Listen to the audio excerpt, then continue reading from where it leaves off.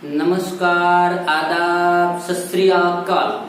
चलो विद्यार्थी मित्रों, विद्युत प्रवाहना लेक्चर नंबर 2 में जईए तो लेक्चर नंबर 1 आपणे कर्यो तो जेमां बे वातो करी थी, एक सरेराश विद्युत प्रवाहनी अने एक तत्कालीन विद्युत प्रवाहनी। याद करी लईए थोडुं अने पछी आगळ जईए। काले मैं कह्युं तो विद्यार्थी मित्रों खास तमने कि ज्यां तमने नोंध करवा जेवी बात लागे ए नोंध करता रहेजो, नोट अने पेन लईने बेसજો, नहीतर જોવાનો કોઈ મતલબ નહીં રહે। તમારે લેક્ચર વારંવાર કોઈ આખું લેક્ચર જોઈ ન શકાય, એવી રીતે રિવિઝન ન કરી શકાય। નોટ અને પેન લઈને બેસો, લખતા જાઓ, નોંધતા જાઓ। જરૂર તમે સાથે સાથે જો લખી ન શકતા હો તો વિડિયોને સ્ટોપ કરી, પોઝ કરી, સ્ક્રીનશોટ લઈ લો, પછી લખજો, પણ ગમે તે રીતે નોટ્સ બનાવતા જાઓ। ચાલો તો કાલે થોડી વાતો કરી તેને યાદ કરી લઈએ અને પછી આગળના ટોપિકમાં જઈએ। કાલે વાત કરી હતી સરેરાશ પ્રવાહ।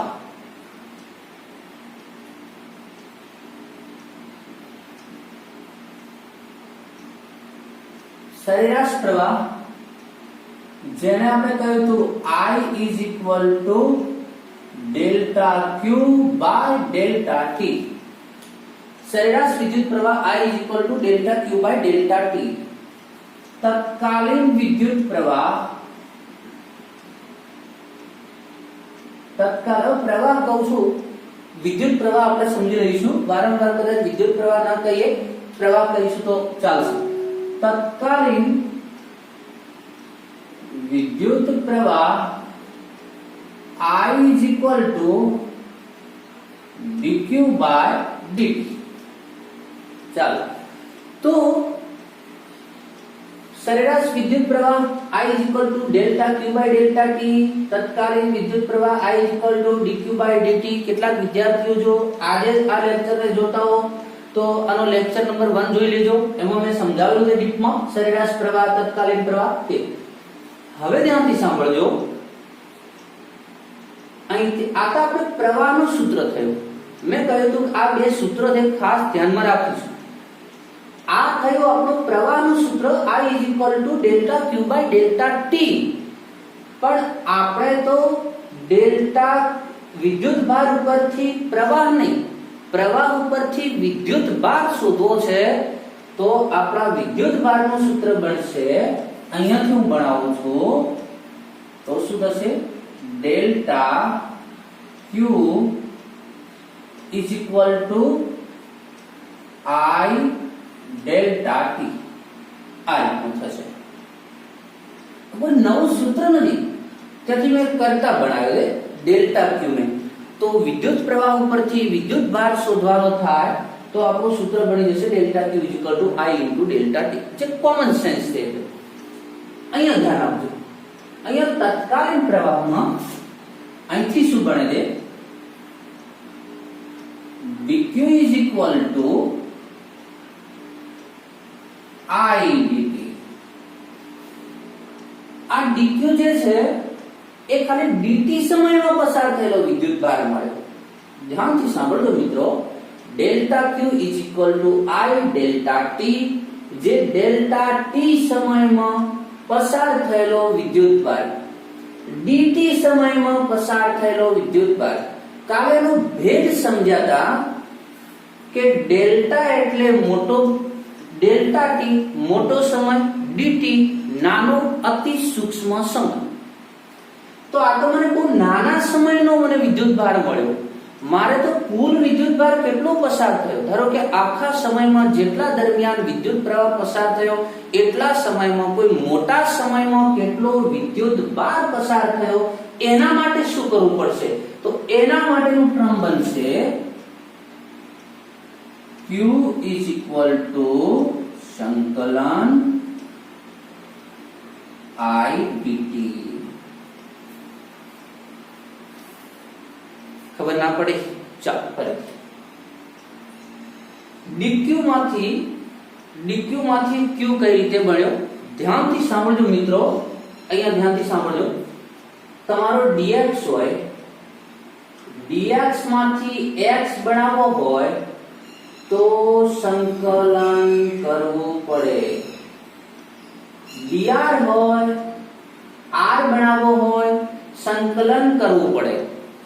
dy હોય, y બનાવવો હોય, સંકલન કરવું પડે. વિદ્યાર્થી મિત્રો સાંભળજો, અત્યારે હું તમને સૂત્રો આપવા માંગુ છું. હું તમને સંકલન વિકલન બહુ સારી રીતે સમજાવી દઈશ. ખાલી સંકલન અને વિકલન કઈ રીતે કરવું એ જ નહીં, ક્યાં કરવું એ સમજાવીશું. ઘણી વખત વિદ્યાર્થી મિત્રોને થતું હોય કે સર સંકલન ઘણા બધા જ્યારે ઓફલાઈન ક્લાસ લેવાનું થતા હોય છે ત્યારે વિદ્યાર્થી મિત્રો કહેતા હોય છે કે સર સંકલન આવે છે ત્યારે અમને બહુ તકલીફ પડે છે, મતલબ અમે વિચારી નથી શકતા કઈ રીતે સ્ટાર્ટ કરવું, કઈ રીતે એનું સોલ્યુશન કરવું. ચિંતા ના કરો વિદ્યાર્થી મિત્રો, પ્લીઝ ટ્રસ્ટ મી. એને બહુ ડીપમાં સમજાવીશ કે કઈ રીતે સંકલન ક્યાં કરવું, કઈ રીતે કેવા ટાઈપના એક્ઝામ્પલોમાં સંકલનની જરૂર પડે. હાલ હું જેટલું કહું છું થોડું યાદ રાખજો. dx માંથી x કરવો હોય તો એનું સંકલન કરવું પડે. dr માંથી r બનાવવો હોય તો સંકલન, મતલબ dx એટલે x નો નાનો ભાગ, એમાંથી એનો પૂરો x બનાવવો હોય તો સંકલન કરવા પડે. એવી રીતે dq માંથી q બનાવવા માટે મારે બંને બાજુ સંકલન કરવું પડે, પણ dq નું સંકલન કર્યું એટલે તો q થઈ ગયો અને આ બાજુ થયું સંકલન i dt. તો આપણી જોડે વિદ્યુતભાર શોધવાના પણ બે સૂત્રો થઈ ગયા. એક આવી રીતે શોધી શકાય, એક આવી રીતે શોધી શકાય. બરાબર, ધ્યાનથી સાંભળજો મિત્રો. પાછા તમે કહેજો સર કન્ફ્યુઝ થઈ ગયા, કાલે તમે જે કહ્યું સરેરાશ અને તત્કાલીન, ચલો એ તમને સમજાઈ લીધું. તત્કાલીન વિકલનની મદદથી શોધવાનો, સરેરાશ આવી રીતે શોધવાનો. હવે અમારે વિદ્યુતભાર આવી રીતે શોધવો કે આવી રીતે શોધવો, મેં કહ્યું ને હું આગળ બધા નિયમો કહી દઈશ કે સંકલન ક્યારે લેવું ને ક્યારે ન લેવું. હાલ તમે એટલું ધ્યાનમાં રાખજો કે આ વિદ્યુતભાર બે રીતે આપણે શોધતા હતા. ઓકે, તો આટલા સુધી તમે યાદ રાખશો. આગળ જઈએ. હવે કાલે મેં બીજી વાત કરી હતી વિદ્યાર્થી મિત્રો કે કેટલીક વસ્તુ બુકમાં ડાયરેક્ટલી આપણને દેખાતી નથી, છતાં જાણવી અને શીખવી બહુ જરૂરી હોય છે. તો તમે જ્યારે હું ભણાવું છું ત્યારે તમે તમારી જોડે બુક હોય ના હોય, પણ તમે બુક સાથે એકદમ કમ્પેર ના કરશો. બુક બહુ નાની વસ્તુ છે આપણા માટે. તો અહીંયા જે કેટલીક વસ્તુ ભણાવવામાં આવે છે એને તમે બરાબર વ્યવસ્થિત નોંધ કરતા રહેજો. બુક તો આવશે જ અંદર આખી. તો પ્રવાહના કેટલાક હું તમને બીજા એક્સ્ટ્રા સૂત્રો આપું છું, ધ્યાનથી સાંભળજો. વિદ્યુત પ્રવાહના સૂત્રો I is equal to Q by capital T. I is equal to QF. I is equal to Q omega upon 2 pi. I is equal to QV upon 2 pi R. છે હજુ પણ પ્રવાહના બીજા સૂત્રો છે. જેમ જેમ આપણે કોન્સેપ્ટ શીખતા જઈશું એ રીતે હું તમને આપતો જઈશ. પ્રવાહનું એક સૂત્ર બીજું, આ બે તો ખરા જ.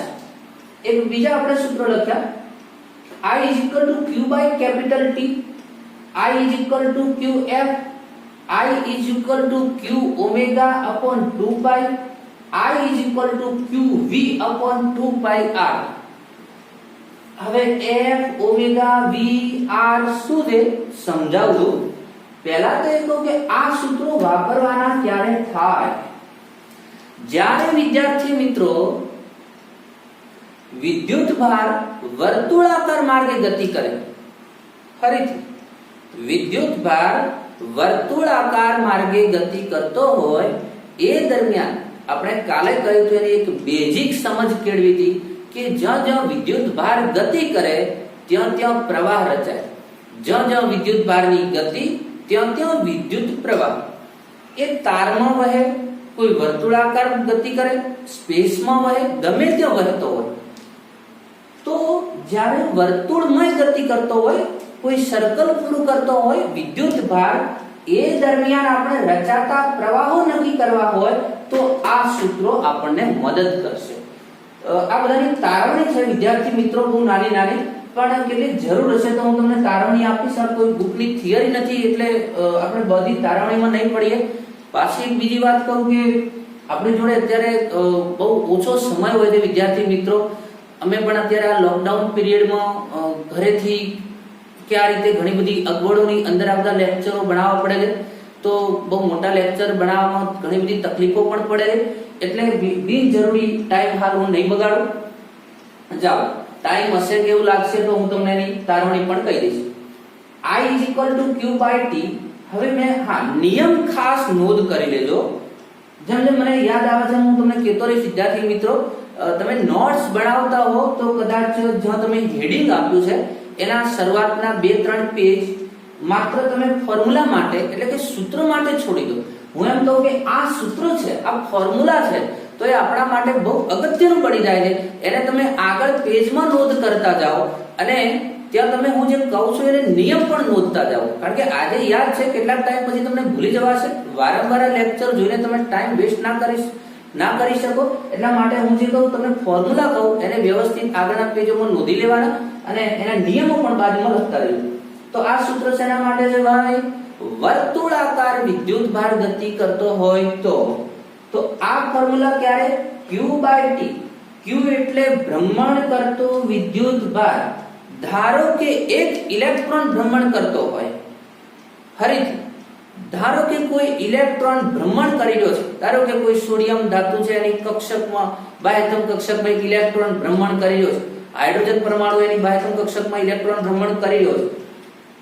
તો કોઈ ઇલેક્ટ્રોન ભ્રમણ કરતો હોય તો અહીંયા વિદ્યુતભાર કોનો થઈ જશે? એક ઇલેક્ટ્રોનનો, જે તમે આગળ જાણો છો 1.6 × 10⁻19 કુલમ. તો Q/T, T શું છે? T એ વિદ્યુતભાર ભ્રમણ કરે છે એ દરમિયાન એક ભ્રમણ પૂરું કરવા માટે લીધેલો સમય, મતલબ આવર્તકાળ. ચાલો, તો અહીંયા T = શું છે? આવર્તકાળ. ક્લિયર? I = Qf. બધા જ વર્તુળાકાર માર્ગે ગતિ કરતો હોય એના માટેના જ બધા ફોર્મ્યુલા છે. F શું છે એ હું સમજાવી દઉં છું. તો T શું? જ્યારે કોઈ વિદ્યુતભાર ભ્રમણ કરતો હોય એ વિદ્યુતભાર મળી ગયો અને એના માટેનો આવર્તકાળ મળી ગયો. આ ફોર્મ્યુલા યુઝ કરો. વિદ્યુતભાર ભ્રમણ કરતો હોય, વિદ્યુતભારનું મૂલ્ય મળી ગયું અને એ વિદ્યુતભાર ભ્રમણ કરતો હોય એની આવૃત્તિ મળી ગઈ, ફ્રીક્વન્સી મળી ગઈ. તો આ સૂત્ર ઉપયોગમાં લઈશું. F શું છે? આવૃત્તિ છે. I = Qω/2π. ઓમેગા શું છે? તો ભ્રમણ કરતા વિદ્યુતભારની કોણીય આવૃત્તિ, અથવા એનું બીજું નામ આપણે જાણીએ છીએ કોણીય વેગ. આ બધું મિત્રો તમે ધોરણ 11 માં ભણી ચૂક્યા છો. તો જ્યાં કદાચ જરૂર લાગશે ત્યાં હું રિવાઇઝ પણ કરાવતો રહીશ. અને બાકી તમે 11મા માંથી ફરીથી કદાચ જોઈ શકો તો યાદ ના હોય તો I = Qω/2π. ઓમેગા સુધી વિદ્યુતભારની વાત થઈ ગઈ. વારંવાર Q સુધી ભ્રમણ કરતો વિદ્યુતભાર. ઓમેગા એક કોણીય આવૃત્તિ છે, એનું બીજું નામ કોણીય વેગ છે. Qv/2πr. Qω/2π માં ઓમેગાની જગ્યાએ v અને એક r જોડાઈ ગયો. Qv/2πr માં v શું છે? તો જે વર્તુળાકાર માર્ગે ભ્રમણ કરે છે વિદ્યુતભારનો કોણીય વેગ ના આપ્યો હોય પણ તમને એનો વેગ આપી દીધો હોય, એટલે કે v આપ્યો હોય અને ભ્રમણ r શું છે? ભ્રમણ કરતા વિદ્યુતભારના માર્ગની ત્રિજ્યા આપી દીધી હોય, જે વર્તુળ બને છે એની ત્રિજ્યા આપી દીધી હોય, ત્યારે તમે Qv/2πr ફોર્મ્યુલા યુઝ કરી શકો છો. નોંધ કરી દો જોઈએ. જો F શું છે? આવૃત્તિ. ઓમેગા શું છે? કોણીય આવૃત્તિ. કોણીય આવૃત્તિનું બીજું નામ કોણીય વેગ. v રેખીય વેગ એટલે ખાલી વેગ કહીશું ને, અને આ વર્તુળાકાર માર્ગની ત્રિજ્યા. ઓકે, ચલો આટલા સુધી ક્લિયર થઈ ગયું છે મિત્રો. તો પ્રવાહના થોડા નવા સૂત્રો હતા તે. હવે આગળ જઈએ થોડા. હવે વિદ્યુત પ્રવાહ ભણ્યા પછી એક નવી રાશિ આવે છે, વિદ્યુત પ્રવાહ ઘનતા. ચાલો, તો ધ્યાનથી સાંભળજો. વિદ્યુત પ્રવાહ ઘનતા જેને જે વડે દર્શાવવામાં આવે એટલે કૌંસમાં જ કરી દીધું કે વિદ્યુત પ્રવાહ ઘનતા જે.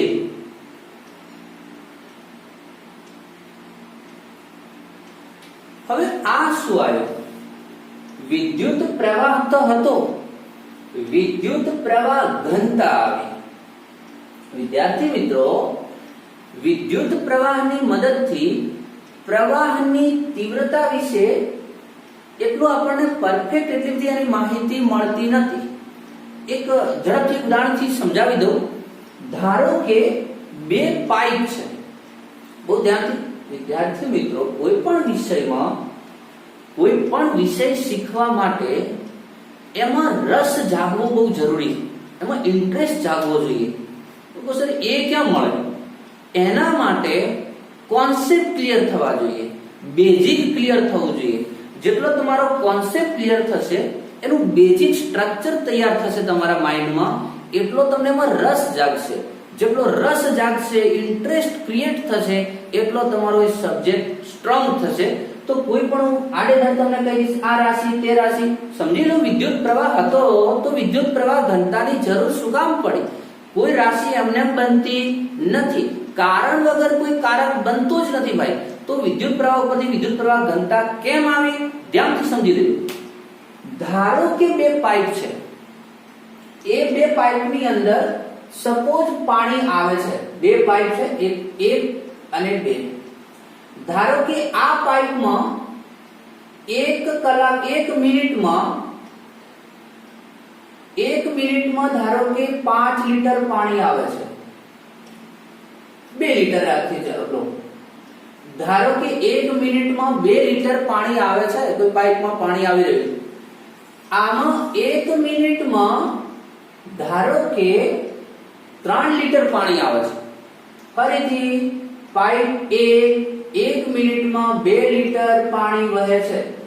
પાઇપ નંબર 2 કોઈ બીજો મોટી પાઇપ છે, ભાઈ નળ છે, જેમાં 1 મિનિટમાં 3 લીટર પાણી વહે છે. આપણા માટે કઈ પાઇપ અગત્યની? તો આપણા બધાનો એક જ જવાબ હોય કે પાઇપ નંબર 2 આપણા માટે સારી. પણ હું એવું કહું છું કે એવું ન પણ હોય. તો આ શું? આ જે પાઇપ છે એ આપણે ઘરે ઉપયોગમાં લઈએ એવી ધારો કે એક નળની પાઇપ છે કે જેમાં 1 મિનિટમાં 2 લીટર પાણી આવે છે. આ 1 મિનિટમાં ભલે 3 લીટર પાણી આવે છે, પણ એ ધારો કે મોટું કોઈ ભૂંગળું નાખેલું છે, મોટું પેલા ગટર ના હોય એવડા, એમાંથી 3 લીટર પાણી છોડવામાં આવે છે 1 મિનિટમાં.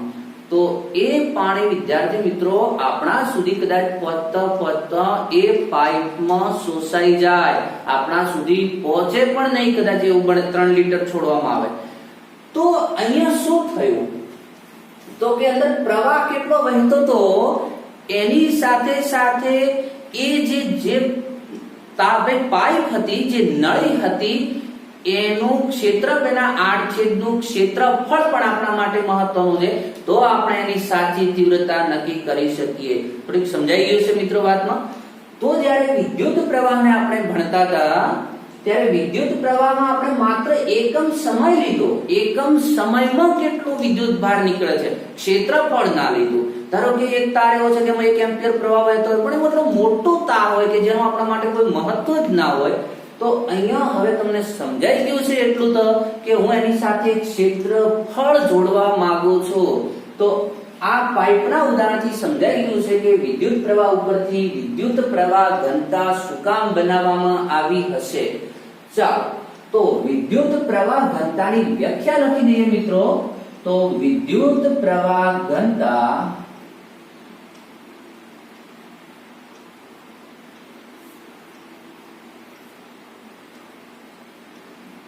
ઉપર ટાઇટલ આપી દીધું છે, સોરી.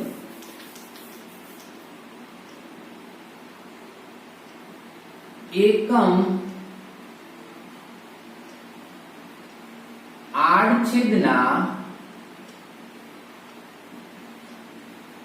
ક્ષેત્રફળ દીઠ પસાર થતા પ્રવાહને પ્રવાહ ઘનતા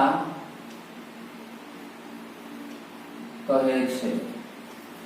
એકમ આડછેદના ક્ષેત્રફળ દીઠ પસાર થતા પ્રવાહને પ્રવાહ ઘનતા કહે છે। તો એનું ફોર્મ્યુલા શું બનશે ભાઈ? શું પસાર થાય? તો કે પ્રવાહ પસાર થાય કેટલામાં? આડછેદના એકમ આડછેદના ક્ષેત્રફળ દીઠ, એટલે કે એકમ ક્ષેત્રફળ દીઠ પસાર થતા વિદ્યુત પ્રવાહને પ્રવાહ ઘનતા કહીશું। આ શબ્દમાં જે લખ્યું છે એને મેથની ભાષામાં કન્વર્ટ કરીએ તો J પસાર થતો વિદ્યુતભાર ભાગ્યા એના માટે એ તારમાં વહે છે એ તારના આડછેદનું ક્ષેત્રફળ, એને a વડે દર્શાવીએ, સ્મોલ a વડે દર્શાવીએ, ઘણી વખત ડેલ્ટા a વડે પણ દર્શાવવામાં આવે છે। તો અલગ અલગ સંજ્ઞાઓ આપણે કોઈ એક જ સંજ્ઞાને પકડી રાખીશું તો I/a અથવા તો એને ડેલ્ટા a પણ કહે છે, આપણને એ રીતે પણ લખી શકીએ। ટૂંકમાં એક ક્ષેત્રફળ હોવું જોઈએ આડછેદનું। તો આ થયો J I/a। હજુ ધ્યાનથી સાંભળજો મિત્રો, હજુ થોડીક મેં વ્યાખ્યા અધૂરી લખી છે, પહેલા બેઝિક લખી છે, હજુ એક શબ્દો જોડવો પડશે આપણે। તો એકમ આડછેદના ક્ષેત્રફળ દીઠ ખરું, પણ એ આડછેદ કેવો હોવો જોઈએ? તો કે વિદ્યુત પ્રવાહને લંબ હોવો જોઈએ। ધ્યાનથી સાંભળજો, મેં કહી દીધું કે એકમ આડછેદના ક્ષેત્રફળ દીઠ, પણ એ આડછેદનું ક્ષેત્રફળ વિદ્યુત પ્રવાહને લંબ હોય એ લેવાનું હોય છે। એટલે શું? ધારો કે આ તાર છે,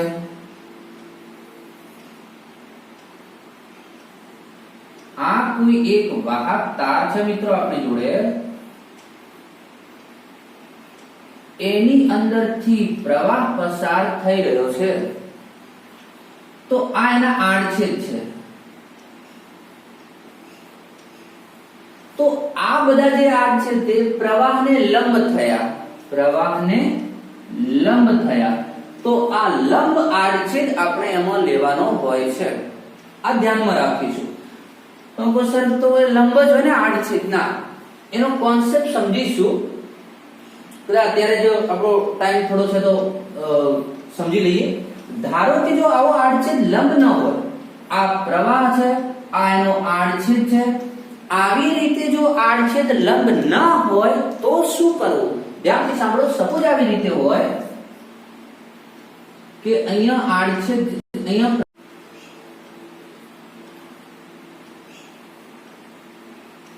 પ્રવાહ આવી રીતે પસાર થઈ રહ્યો છે, ધારો કે આડછેદ આવી રીતે છે, આડછેદનું ક્ષેત્રફળ આવી રીતે છે, કોઈ તાર આવી રીતે જોડાયેલો છે ભાઈ,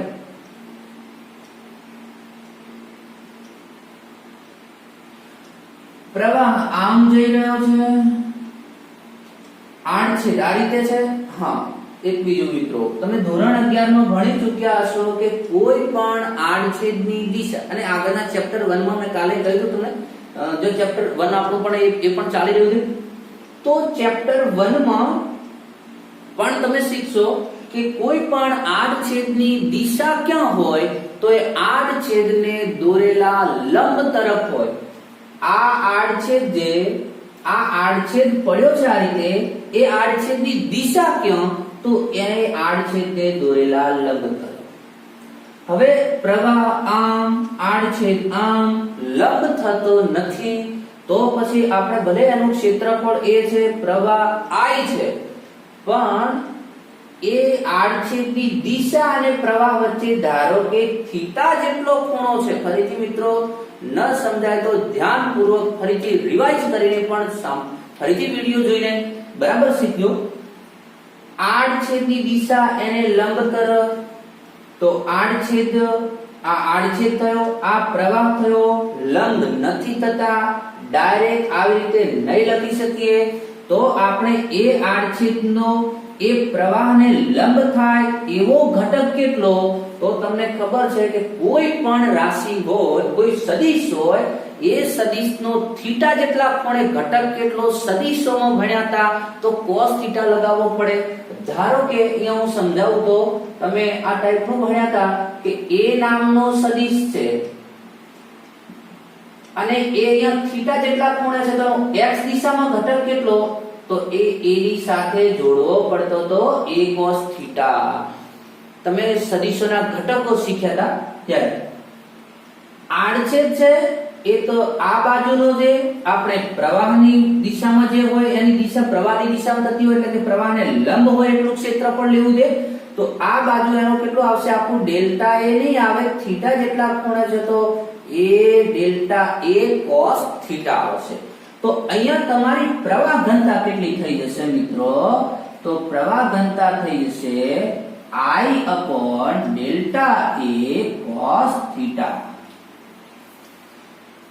તો ખ્યાલ આવી ગયો હશે વિદ્યાર્થી મિત્રો.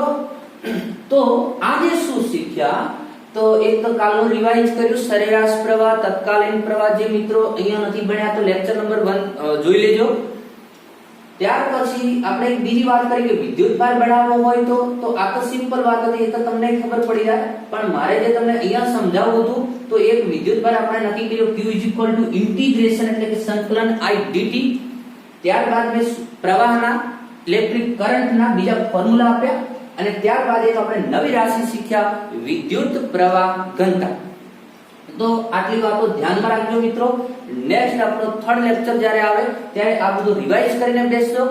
આવતા લેક્ચરમાં આ બધાનો આપણે ન્યુમેરિકલ શીખવાના છીએ. મેં તમને કહ્યું કે સંકલન તમે કહ્યું સર તમે કહેતા હતા નિયમ તો બોલ્યા કે સંકલન ક્યાં લેવું શું કરવું. અરે ભાઈ એ ન્યુમેરિકલ કરાવીશ ત્યારે આ બધા નિયમો તમને કહી દઈશ. ત્યારે આ બધા સૂત્રો પાડી યાદ કરાવીશ કે આ સૂત્ર ક્યારે વાપરવું આને ક્યારે વાપરવું. તો બરાબર ધ્યાનથી સાંભળો, રિવાઇઝ કરીને આવજો. નેક્સ્ટ લેક્ચરમાં આપણે કદાચ કોઈ થિયરીનો ટોપિક લઈ એની જગ્યાએ ન્યુમેરિકલ લઈશું. તો મળીએ આપણે ત્રીજા લેક્ચરમાં. ત્યાં સુધી બધાને બાય બાય ટાટા.